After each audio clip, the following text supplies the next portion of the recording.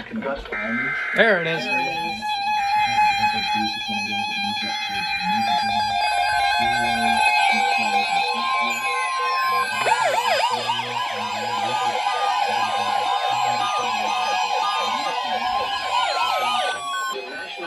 Service has issued Tornado Watch number 279, effective until midnight Wednesday. This watch includes the following counties in Wisconsin: Greene, Rock, and Wiwx. Remember, a tornado watch means the conditions are favorable for the development of severe weather, including tornadoes, large hail, and damaging winds in and close to the watch area.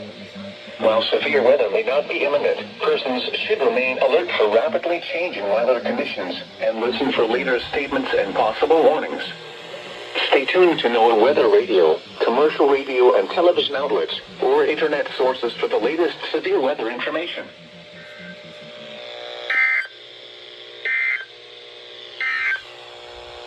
This is Noaa's weather radio, KZZ 57 in Rockford. That took him a hot minute to hear that. Occurring or forecast to occur in our listening area.